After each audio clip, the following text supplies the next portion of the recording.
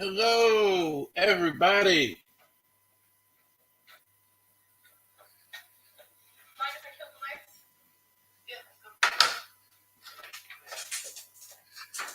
Oh, had to get that taken care of here. All right, back on camera. Thank you.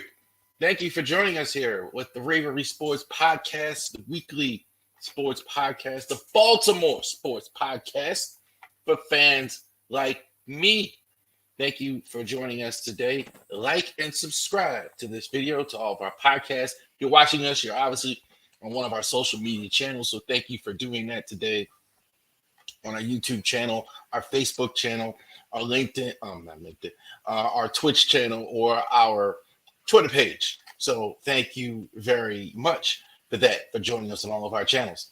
Business. We got to do business because we're business. The Ravery Sports Tour right now is going across the scene. Bottom of the screen. First one in Harpers Ferry, West Virginia. We will be there 1 o'clock on that day on August 1st.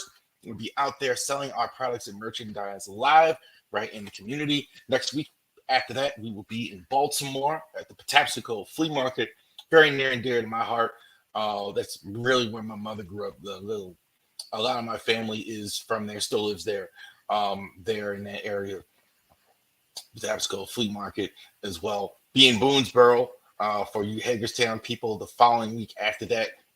In Winchester, where I live currently, not that far from there, in White Post, Virginia. We'll be there at the flea market. We'll be selling our products. But hey, look, if anybody else just wants to come out and say hi to us, just talk a little football, or basketball, or whatever, that's perfectly fine. Awesome. Thank you. Look forward to seeing all of you out there at that location. Genesis Notary Services, definitely doing a lot of training for my notary business. Really going ahead.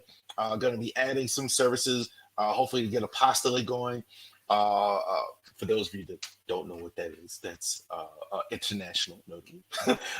So we'll be doing a lot of that stuff, really adding things, really having a really good time. Again, great way to meet people in the community and help people with the documents and everything, with the business side of that as well. So definitely check us out.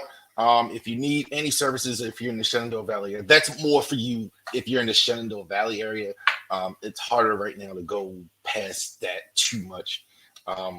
Hopefully at some point we'll get licensed in West Virginia, Maryland, so we're able to do those things. But definitely Shenandoah Valley area in Virginia will definitely come out and get you squared away.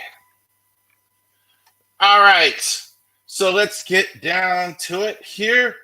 The name of the stream is Ravens Top 10 Plays in 2022. So we're marching on now towards the year 2023 season.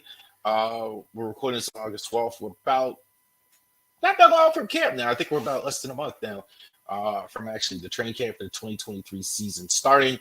So let's take one more look at 2022. We're going to take a look at the top plays of 2022. Okay. So, a couple things first. Obviously, if it's not obvious, we can't show all the video for these plays because they're just going to take it down as well. So, we're going to go over the plays, the top plays for 2022. Now, I know they have, the Ravens themselves on their website have their top 10, but we have our own version of it, top 10 plays as well. So, we have a little bit of audio. We have some slides here. We're going to go over the top 10 plays of 2022. What goes into my criteria for this? Okay, so we're gonna have. By the way, we're gonna have a couple big things today. We're gonna have another top 10. The top 10 receivers in the NFL. We've been doing that. We're gonna go over the draft, MLB draft. We're gonna go over the midseason awards for all of MLB midseason awards for the Orioles. Talk a little bit about Adley, also in the home run derby. So definitely, we're gonna go over that today. But top 10 plays of 2022. So, what is the top 10 plays of 2022? What am I looking for? Big chunk plays, okay? Lots of yards, all right? If it's an offensive play, big chunks, defensive plays, stops, anything like that. Anything where big defensive, huge loss of sacks. So if it's like a sack or a tackle or something like that, huge sacks as far as numbers. loss of turnovers. Also, 3 degree of difficulty as far as that goes. Degree of difficulty on there as well. Also, as well, one more thing that's there: relevance to the game, relevance to the season. Okay, so also was the play relevant in the season, relevant in the game, relevant. So there's a little nod there to that as far as that goes, as far as what happens. There's a little nod to degree of difficulty. Degree of difficulty, we got that one, but also relevance. Was it relevant in the season? Did it help the Ravens as far as winning? How relevant was it as far as a playoff run? It seems like 5 and 4 are definitely in that category as far as relevance. Okay. All right. So let's go ahead and do this here. Number 10, Joe Flacco throws an interception to our Marcus Williams. 5 minutes to go in the opening quarter. Flacco, another deep shot is picked off. Marcus Williams inside the 30. Williams cuts it back at the 20 and so there you go, Marcus Williams. And this was in game 1. Marcus Williams, a big free agent off-season addition. Last season, he was go ahead and intercepted Joe Flacco in the first win. Kind of weird that it was for the Ravens and it was a Joe Flacco interception. It's kind of hard to wrap my head around that one a little bit. But yeah, Marcus Williams picking off Joe Flacco first game of the season. One of the largest interceptions runs all season long. Number 9. Against the Squealers, J.K. Dobbins, 44-yard run. All-time series, 32-24, including the playoffs.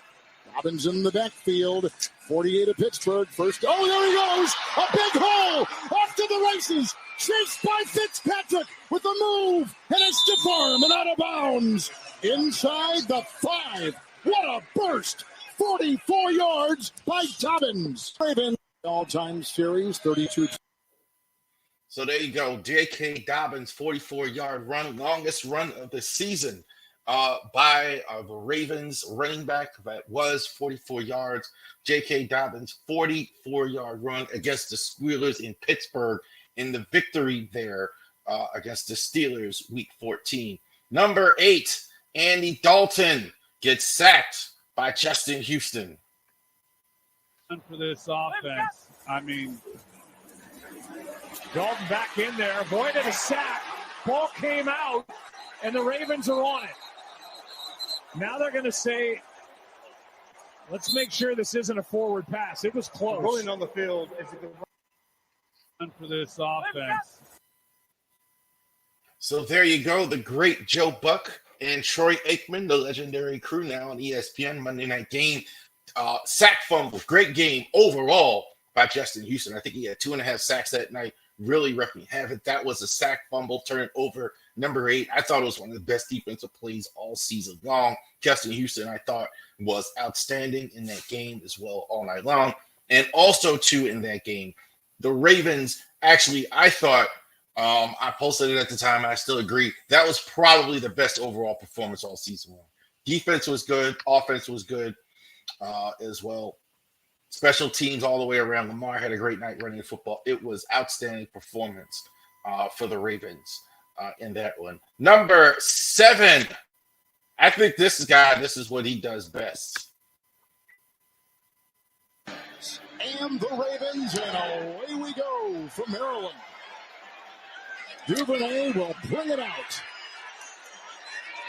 Got a block from Hill. He's got a lead blocker on the way, chased by the kicker. Getting a block from Harrison. All the way he goes. 103 yards.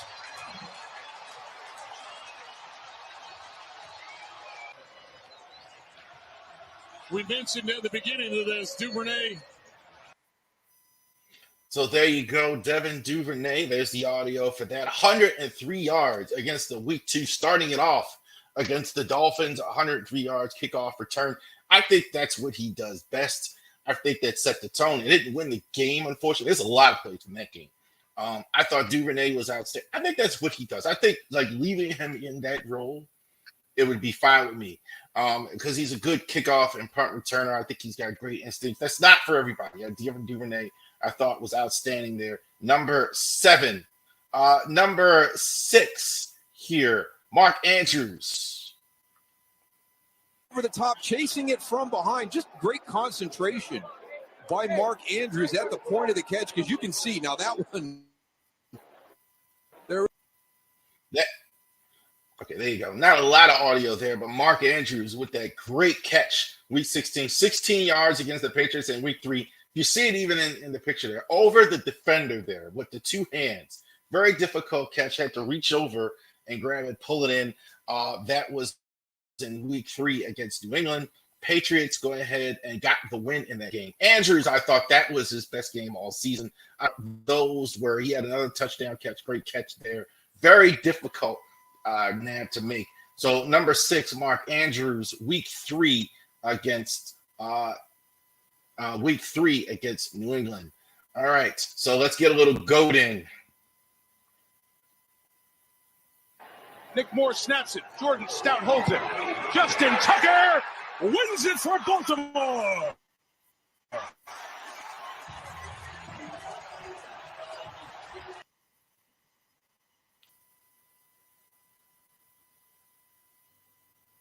So there's the GOAT, Justin Tucker, 43 yards, game-winning field goal against the Bengals in week 5. That turned out to be huge. They're great defense in that game as well. Tucker, go ahead, finish it off. I think he had like 3 field goals in that one. Just a joy to have this guy on your team, Justin Tucker. I think he hit like a 50-plus yarder in this one as well. So Tucker, game winner, big deal, big division win. Really could have been missed the playoffs, I think, if they had lost that game. But they were able to win it. Tucker with the field goal late. They were down by 1, winning 19-17 in that one. Number 4. Jackson slot to the left. Huntley to the end zone. It is caught for a touchdown by Demarcus Robinson.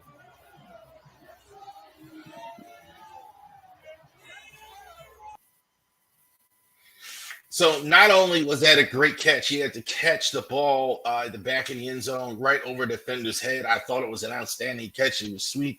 Also, too, significant. Last touchdown of the season. More importantly, that was the game where they went ahead and clinched the playoff spot. So not only was it a great catch, which it was fantastic from Huntley to Demarcus Robinson. It was significant in the season. That's a big reason why this one's there.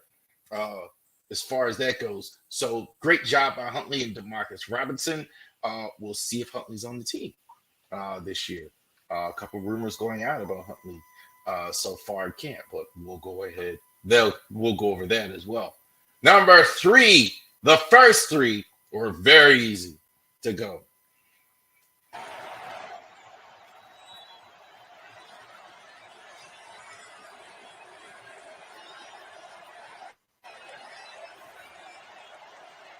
Deshaun Jackson in the slot down there, so a little bit of speed to clear out for your tight end, Mark Andrews. 2nd and 20. Lamar winding up, going deep for Jackson. He's got him! Over the. So there you go. Deshaun Jackson, big deep pass from LJ. 8, Lamar Jackson. That was a 62-yard. That was a beautiful pass that Lamar made there late in the game. Very relevant. Yeah, it's unfortunate that we couldn't get more from Deshaun Jackson. Even at his advanced age, I think he had a lot of talent. Harbaugh just didn't like him. That's my opinion. I mean, they just. I think this is kind of, not to veer off too much, but that's kind of what I'm worried about with Odell. Deshaun's kind of his own guy there. And I think that factored in somewhat to that as well. 75 yards. Miami Dolphins. In motion with the shotgun to Jackson on 1st and 10. Oh, he's caught Bacon off to the races. Chased by Holland. Chased on the play by Howard. And there he goes. Touchdown. Wow.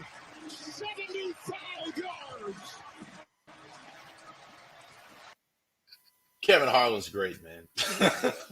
Kevin Harlan, I think he's better in basketball, but I like Kevin Harlan. I've always liked Kevin Harlan. He's ultra loud, to say the least. 75-yard touchdown. Again, that week 2 game. That was the longest pass play of the season for the Ravens. Lamar to Bashard Bateman. Bateman was the best receiver last year, no doubt. Not even close. So he was healthy. He's healthy. You ever get him healthy? He definitely is a number 1 receiver for the Ravens. I don't think he will be this year. It was an outstanding catch by Bateman there, getting behind the Dolphins defense in that great first half they had.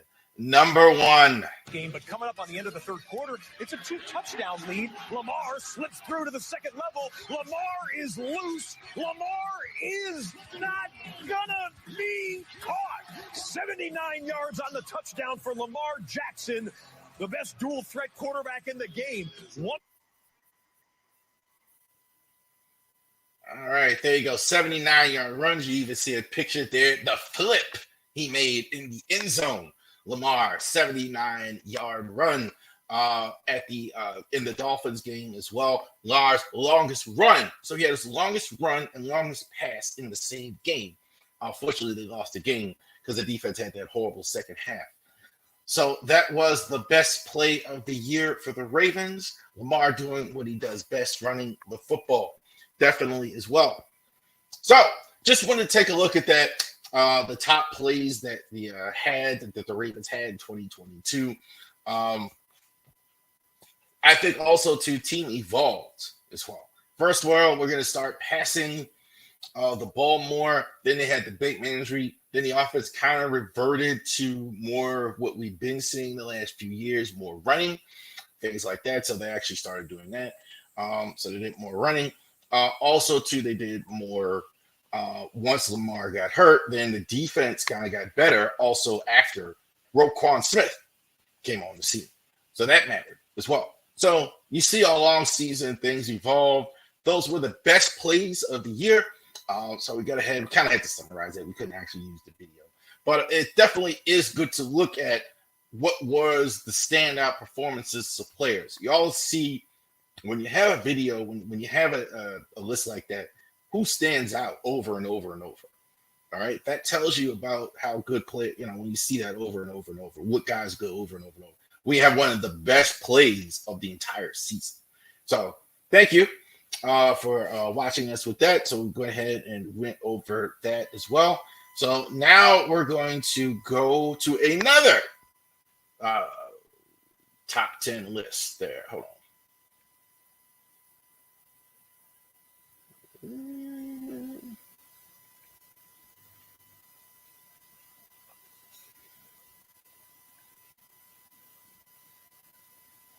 Okay, so we're going to go to another top 10 list. So who are the top 10 receivers in the entire NFL? Who are the top guys at the list there? So we're going from 10 to 1. Okay, as far as that goes, who are the best players? Who are the best ones? Who are the top ones in the NFL? Number 10, Garrett Wilson from the New York Jets. Bit of a projection, right? Good season that he had. Very impressed with him also with the Jets, considering how lousy the quarterbacking was. Jets quarterbacking was lousy this year. You get a guy like this with Aaron Rodgers, I put him in the top 10 as far as receivers in the NFL. Definitely has a young guy with a lot of ability. Garrett Wilson, I have him at number 10. We have Brock Lesnar catching the football. Number 9, DK Metcalf. DK Metcalf, the specimen is the word. Spartacus. It's just an outstanding, kind of to me, I see a lot of Terrell Owens with him, the way he looks. He just looks like he's physically a better athlete than a lot of the guys he goes against. So I think DK Metcalf is at 9. I think DK Metcalf is one of the better receivers in the league. I don't think it matters. I think he's one of these guys. It doesn't matter who the QB is. He's going to get 1,000 yards with his sheer athleticism, physically and with his speed. Some guys have both. He has both. Number 8, CeeDee Lamb. I didn't almost even realize how good of a season CeeDee Lamb had, almost like 1,500 yards. I think this might be the precursor to a couple of these type seasons. Definitely the guy, when they got rid of Amari Cooper, they were very confident they already had a number 1 receiver in CeeDee Lamb. CeeDee Lamb, I think, is really good. I was a little smallish for me as far as a number 1 receiver at the time. I kind of more for the bigger guys, I guess, as far as a number 1 receiver generally. But really not a lot to knock here. He is outstanding. He is an outstanding athlete. As far as that goes, I thought even with the Cowboys, especially for a Dak Prescott that needs a guy like the CeeDee Lamb is number 8. You're not going to have a list with me on it without this guy. I think he is one of the most underrated wide receivers of all time, Mike Evans. All he does is have 9 consecutive 1,000-yard seasons. Even in college, this guy was underrated at Texas A&M. Even with the different quarterbacks in Tampa, fabulous. Definitely, some guys have wide receiver instincts that you can't teach. He definitely has it. I rarely see him make mistakes. That's what you get a lot with Mike Evans. Athleticism, catch 50-50 balls, catch the deep ball. Great route runner. I very underrated. I cannot understand why more people don't talk about Mike Evans as far as him being an outstanding receiver. Number 7, Stephon Diggs. I don't know what's going on right now. I've noticed this too, and it's with Josh Allen. Got a lot better with Stephon Diggs there. Yes, he did. Stephon Diggs, I thought, he's a complete receiver in every sense. I think he runs the ball again, and you see that a lot on this. Those guys aren't just fast guys, but they have strength as well. Makes tough catches. Diggs gets behind guys a lot. Definitely, he makes it easier for any quarterback. And I noticed it a lot. Like everybody loves Josh Allen, but he got a lot better when he got a Stephon Diggs, a lead receiver. Now I don't know what's going on with his contract or anything like that right now, if he's going to be there, what's going on, but he is fantastic. Number 6. Number 5, you want to talk about making a quarterback better. How much better did Jalen Hurts look with A.J. Brown as your receiver? Huge mistake for the Titans getting rid of this guy. Outstanding. Receivers, I would say, I think in a lot of this list are getting expensive. I think that factors in. I think that's a problem for a lot of teams where the lack of receiver kind of the expenses of it, $30 million, $20 million. I can't think of any other good reason why the Titans would trade a guy of this caliber. Also, too, he's got a guy on the other side, Devontae Smith, that really helps him out as well. So A.J. Brown is the goods. Enormously quick for his size. Enormously quick. I put him more in the quick category, but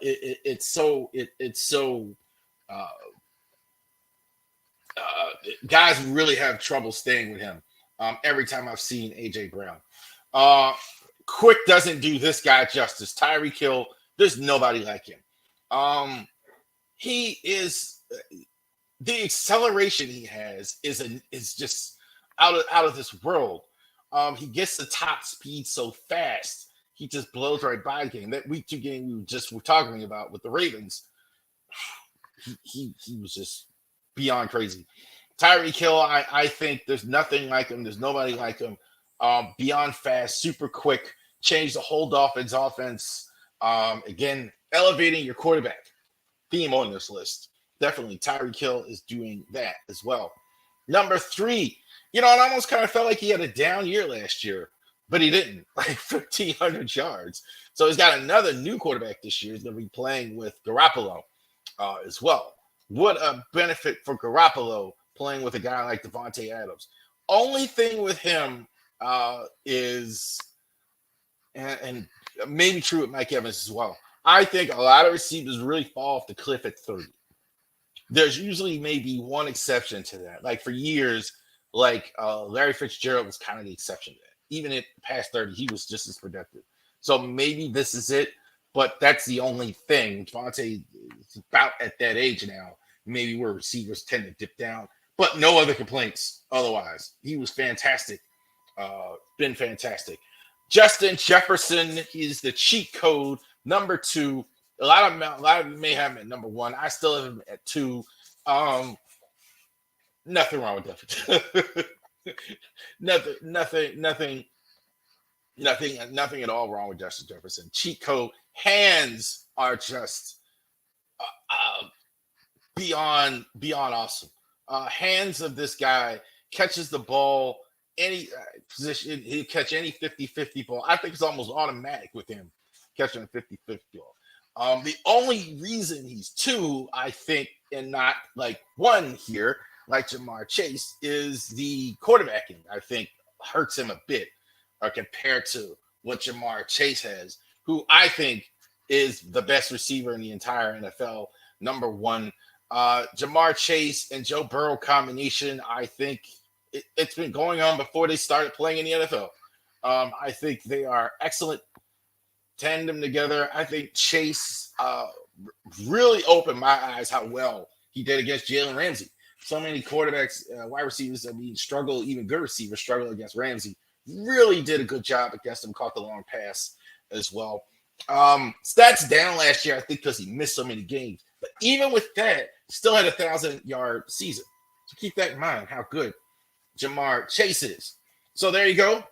Jamar Chase going ahead and winning as the number 1 wide receiver in the NFL.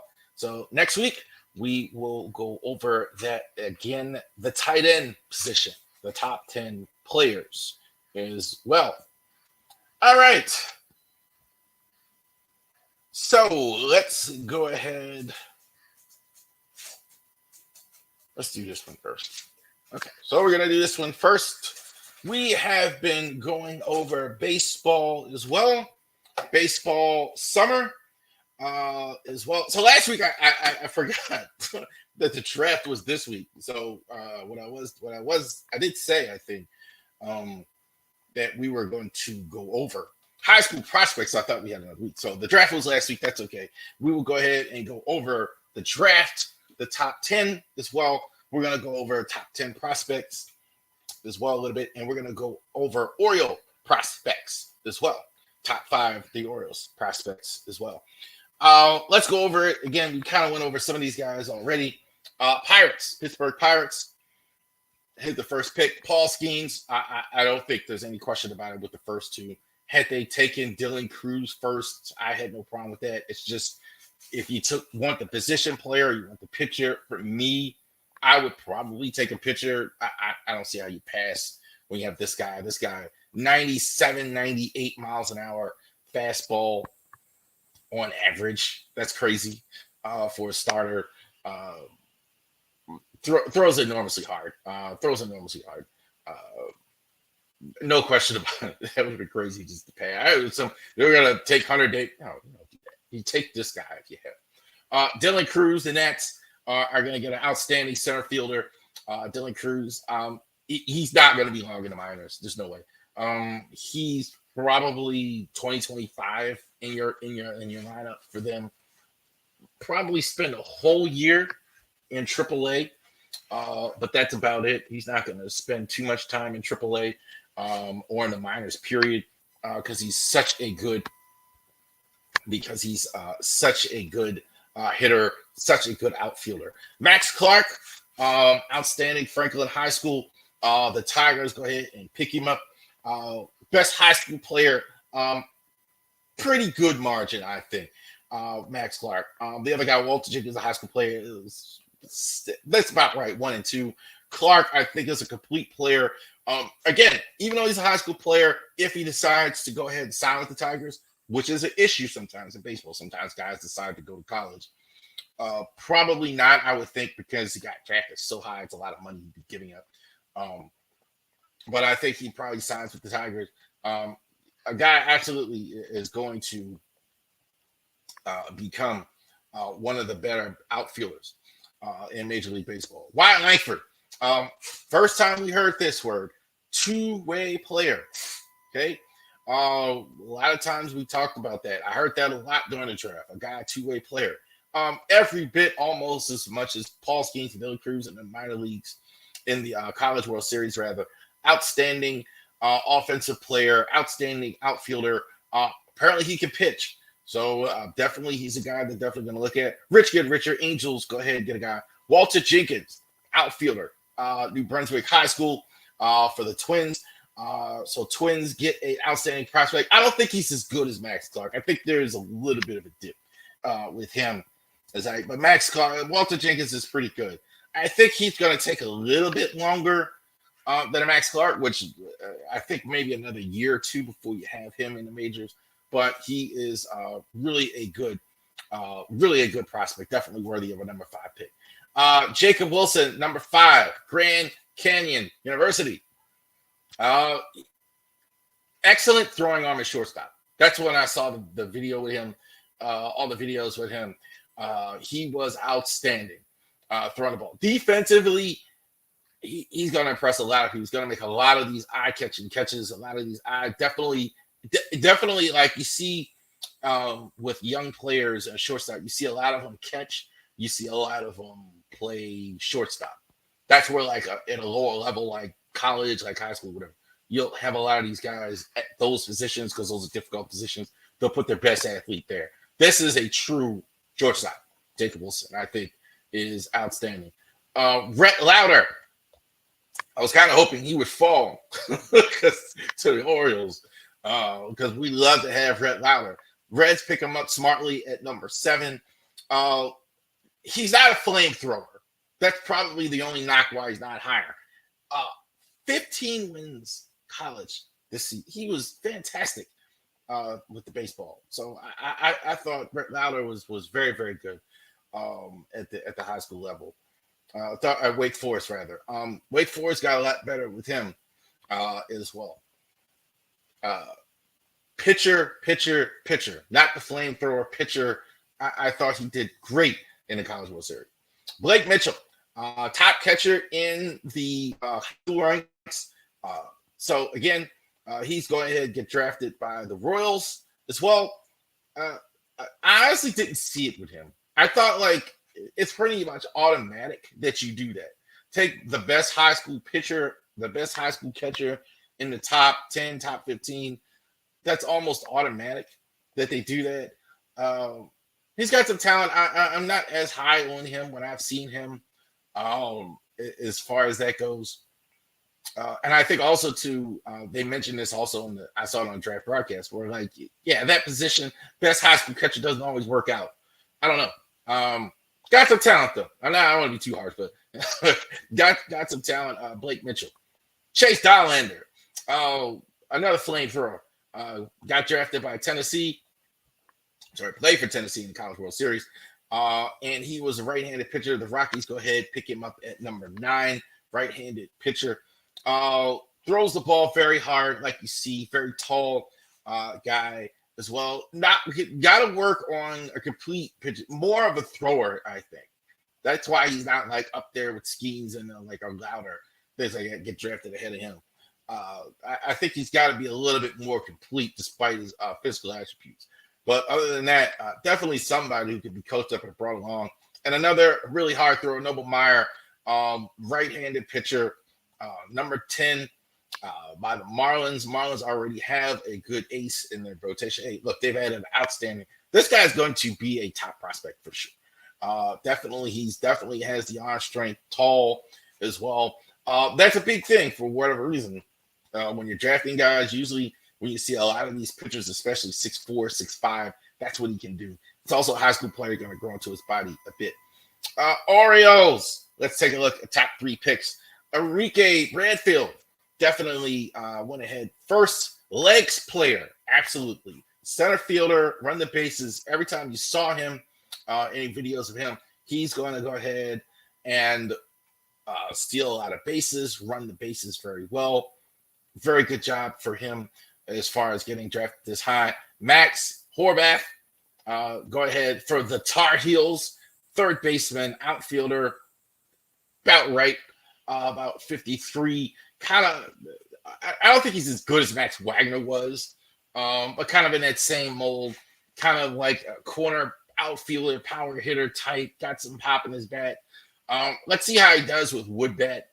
That's a little bit of a concern with me with him as far as that goes. In pitching, Prasik, Jackson Brumster, right-hander. That's probably right. 63. I think he's a little ways away. 63 is about right for him.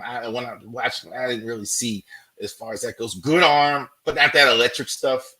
I think he's got a little bit of a ways away as far as that goes, but understandable. Like 63, hey, look, have let him spend 2-3 years in the minor leagues and see if he can get that taken care of. All right. So we got that squared away for you today. So definitely we took a look at that, though. Baseball summer is something that we are doing here. Got a few more weeks here in summer. So we are going to do that, too. We are going to look at the top high school players in the draft as well. So we are going to do that. But obviously we have to recap the draft. We'll talk a little bit more about Noble Meyer and Mitchell and those guys as well with baseball summer. So we will actually go ahead and go over that. We're going to talk a little bit more to do there. Little League World Series as well is coming up. So I always enjoyed that, the Little League World Series. So our baseball summer will go ahead and continue. Let's take a look at the entire MLB as far as that goes. Getting this squared away. So we're not officially award season, okay? But we are going to take a look at some of the best players in the MLB. We are going to take a look at that. Who actually wins a lot of the mid-season awards as far as who are the best players in Major League Baseball, what's going on in the American and National Leagues as well. So let's go ahead and we'll be happy to go ahead and present that for you. American League, sorry to bore you. If you were expecting somebody else, expecting someone else. The only drama here, if you need drama, is he going to stay an Angel? Shohei Ohtani. That's the only drama that is there. I think even that's a bit creative. I don't see any way that the Angels trade him unless he forces his way out. I think you're close enough to get there. I think you have a guy like this. Understatement coming here, Oriole fans, Raven fans. He's irreplaceable, right? There's a pretty good chance you won't find a guy as good as Shohei Ohtani. All right? Might happen. Might be true. Won't find guys good as him. That'd be the only thing here that would stop him from that. I don't think it's out of the pale that he wins Cy Young and MVP in the same season. I'm saying pretty much in the season. I don't have him here, but it's not impossible that he could do that. But he's been beyond great as well. It's becoming ho-hum how great he is. Shane McClanahan of the Rays. Why are the Rays so good every year? They have the excellent starting pitching, and they have this excellent guy here. I thought he's been fantastic in the first half. I thought he had the best first half. I think, again, they seem to always know how to pitch, too. It's not just guys.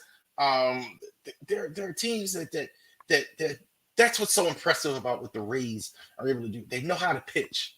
There's throwers and there's flame and all that. And we all understand all that. We just talked about the young guy, but they always have guys that know how to pitch. This guy really knows how to pitch. See him mixes pitches and everything. Shane McClanahan, I think, his best first half. Jacques Young, I thought was the best rookie. Pretty much all-star level already. Gunnar, I think, is a little bit behind him. Gunnar Henderson. I think Gunnar has a sky to keep, but man, Josh Young's been really good for the Rangers. Really, a team full of good veterans, Simeon, etc. He's been outstanding in his first year as well. I think he gets AL rookie for the first half. Bruce Bochy, this did not surprise me that the Rangers got better when they got Bruce Bochy. I love Bruce Bochy as a manager. He's fantastic. I think you're seeing a lot of these veteran guys, Dusty Baker, Buck Showalter, a lot of these older managers who've been around. They're really doing well this time around, really understanding the game, really understanding how to manage a locker room. So no surprise to me. Rangers have gotten much better. I kind of not as surprised as a lot of people seem to be that the Rangers are as good as they are. NL MVP Ronald Acuna Jr. I don't think this is close either. Acuna, they're like, look, Matt Olson's got a lot of homers. Pete Alonso's got a lot of homers. Acuna, even on his team, look, I mean, he's got Matt Olson on his team. He's got Austin Riley on his team. He certainly got protection. He's a standout. Acuna just does everything so well. I don't think there's any question about it. Hits for average, hits for power, hits great defensively. No weaknesses for Ronald Acuna Jr. The only thing with him, staying healthy. Can he keep him healthy to go ahead and do that, get him that squared away? A lot of D-backs here. Zach Gallen, I think, very close. This wasn't as obvious. I thought Kershaw was right there as well. Was pretty close to him. I thought there was a couple guys. I like Young Justice, still special strike, but I thought Zach Gallen. I had to give him the nod. I mean, with the first half, I thought he was really good. Really, some guys come along.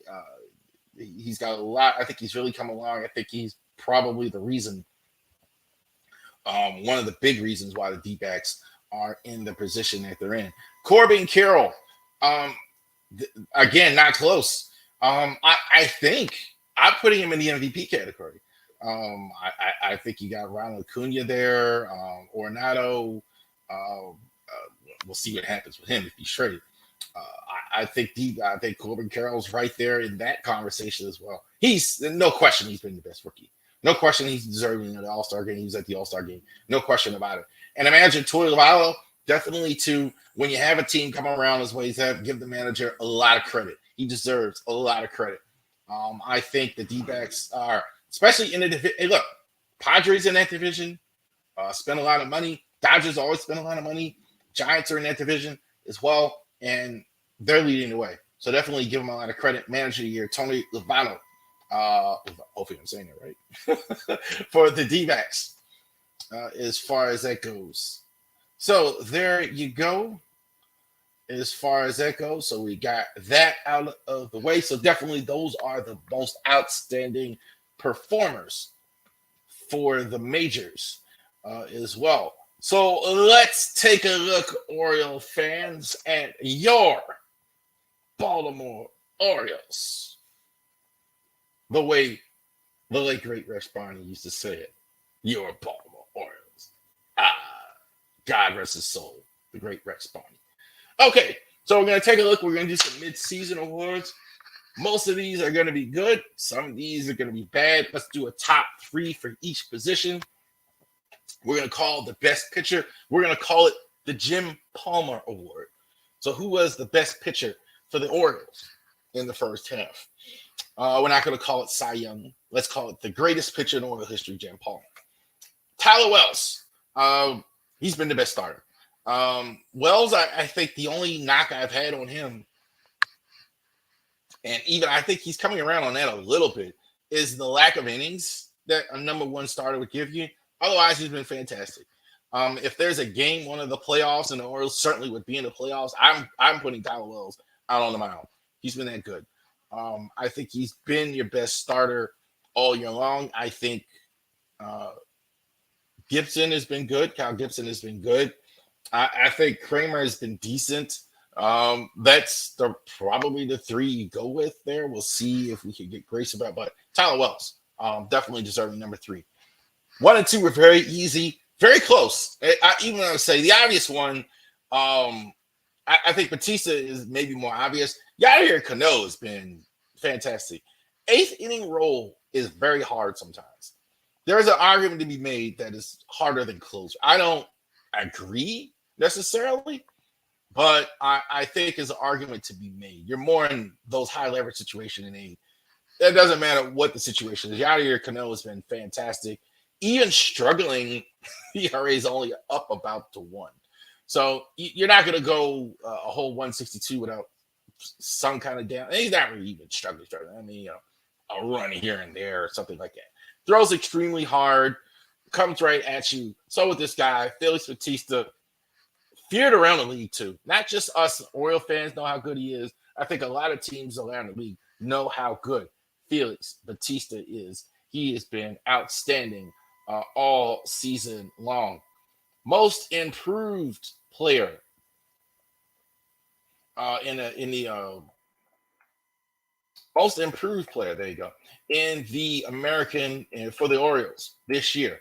I think Austin Hayes has been improved. He's number 3, mostly because he's been really good.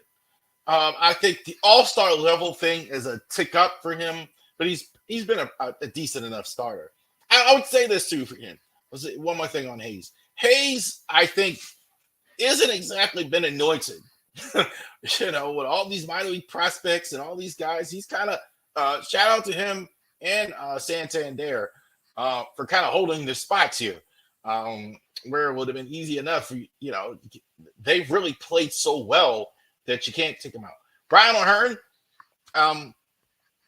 got rid of by the Royals, not even hitting 200. I'm really curious to see. It might have already happened where they're going to leave him in at first and not put in Mountcastle. They're kind of slow walked, I thought. His rehab. Mountcastle played in the last game before the All-Star break and got a hit, but he came off the bench. We'll see. I'm not sure I would do that, but I think, but that just kind of goes to show how much better, how the improvement Ronald Hearn has made from year to year. But Yadier Cano, nobody predicted him to be an all-star. Nobody predicted the season that he's having to be the number 1 setup guy, the Felix Batista. The improvement from him has been outstanding. I think he's a closer too on almost any other team. I think there's a lot of teams that would have Yadier Cano and go ahead and start on those teams. Chris Davis Award. I almost put Clem Davis, but I think that was too old school. So who's been the most disappointing? I feel like I'm contractually obligated to say Jorge Mateo. I don't feel as strongly about Mateo. I didn't have as high expectation. He just gets killed by. I mean, no love at all from the fan. I don't think he's as good of a hitter. That's why I have him 3. I don't know. I don't think my expectations were as high, but I think they're not completely wrong. He's not hitting well. I mean, that's just facts. I think he's going to get less time, especially now with all these young guys coming up so fast. It's going to be hard for him to hold a spot. Colonel Perez, very disappointing. Kind of like more under the radar. You're worried about Mateo. This guy, here's a guy who was Yadier Cano last year. ERA under 1. I thought he was fantastic. 7th inning role. He moved to the 8th inning role. And you could argue he should already be DFA'd. Better lately, but not much at all as far as that goes. Michael Givens, former Oriole, nothing. When he has pitched, he's been lousy. When he hasn't pitched much, he's been hurt most of the year as well. Very disappointing considering you were considering the bullpen. It's a good thing that Yadier Cano has had the season he's had because these guys have been very so far. So hopefully we'll get a good second half from Michael Givens. Rookie of the year for the Orioles as well.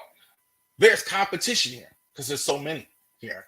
Colton Cowser, I've always been a Colton Cowser guy. Outstanding power. He's going to hit a lot of home runs. I think he's definitely a guy. The only problem is because, like we said, Hayes has played so well. Santander's played so well. Mullins is there. How much can he play? That's a problem when you have a guy like this. It's a good problem to have, but how much can he play? Considering how much can he play? How much can a guy like this play going forward? So it'll be interesting to see how much we can get out of Colton Cowser. Abilities off the chair. Jordan Westburg, I think, is a little different. I think Westburg is going to play. I think it's only a matter of time before he's going to be your everyday second baseman. I think that is probably definitely the position he should be at. They're moving him around a lot. I think that's just in deference to the other guys, and that everyday second baseman is probably what it's going to look like for him going forward. Gunnar, I think, not as good as of a start as we hoped, but now he's really coming to his own. He's got like 14 home runs, I think it is right now. Gunner's physical athleticism. I think one thing that is obvious, though, even though as good as he is, he's still learning. I think that's kind of lost on some as well. I see him at shortstop kind of making some errors there. Not always errors in the field, what I mean, but like just he's got some growing to do. I think his best position is third base. He can use that outstanding throwing arm that he has, and I think that's probably where I'd put him. But I think easily the best rookie on the team. I mean, I don't think there's any question about that as well. Most valuable player on the team. MVP. Who is the Orioles MVP in the first half? Santander drives me up a wall because he's so streaky. Again, he's leading the team in home runs and RBIs, I believe. I think he's a guy with a lot of ability. He's a guy with a lot of, but very streaky. Goes into these funks sometimes where he just can't get anything done offensively. But when he is productive, watch out. I mean, he's been on a roll lately. He had 2 runs in the last game against Minnesota. He's been outstanding. It drives me up a wall. He should be higher than that. Last year, we gave him MVP in this channel. Austin Hayes, number 2 as well. Austin Hayes, I think, shout out to him. He does everything so well. He's a good, well-rounded player. This is a guy the great Earl Weaver would like, a good, well-rounded guy. Outfield check, plays a good left field, solid hitter, not a tremendous power hitter, but hits for power, runs the bases. Very overall smart player. Austin Hayes is a lot to like there. So Austin Hayes is number 2, very close to 1. Adley, I think the leadership really factored in for me. Goes out every inning, sees how the pitcher's doing, gives them a hug. Go ahead, the meme, no hug like an Andy hug. Adley, I think is definitely the leader of the team. I think that's why he's number 1. He's an outstanding hitter as well. Batting eye is all doesn't swing at any garbage. Pitchers have to throw strikes to him, or he's just going to take the base on ball. Good hitters sometimes with his athleticism have trouble with that. He is definitely the league MVP, faces a franchise guy, and Rushman. Number 1, Orioles mid-season most valuable player. All right. So we got that squared away. One last thing. Congratulations to Adley Rushman in the home run derby. He was eliminated first round. Good showing for him. Again, what we just talked about with him. Doing that, face of the franchise type guy there as well. He was a guy that went ahead and participated in the All-Star game. I still think he probably should have started, but obviously Royals. We got to feel that way about it. I think going forward, we'll see like this. Next week, we're going to talk more. Now that the break is over, the All-Star break will be over. We're going to talk about the trade deadline. Okay, so we're going to talk about what that looks like as far as for the Orioles. Orioles should be buyers. We'll see if they buy anything. See if the finances will allow them to go ahead and make a purchase and get some starting pitching that they went ahead and definitely need. See who's available as well. So we'll talk a little bit about that as well. All right. Thank you very much for joining us today on our Ravery Sports podcast, the Baltimore Sports Podcast. It's the podcast for our Ravery Sports business that we have. Definitely, again, go to our website, ravorisports.company.site. Check out all of our sports Ravens and Orioles merchandise right on the website. See, I'm wearing a hat right now. If you want to go ahead, support the Baltimore Orioles, support the Baltimore Ravens, go ahead and get that as well. And we'll have that on there. Also, to drop me a line, I don't have that. I used to have that there at the bottom, but also to ravorisports@gmail.com. If you are interested in anything else on there, would y'all like to see Terps merchandise on there as well, considering that, or high school stuff, or anything else on there? So definitely drop me a line if you have any questions about that as well. Thank you very much for joining us as well this week. We want to thank you for watching. You have a great rest of your day. Enjoy all the games. Have a great day.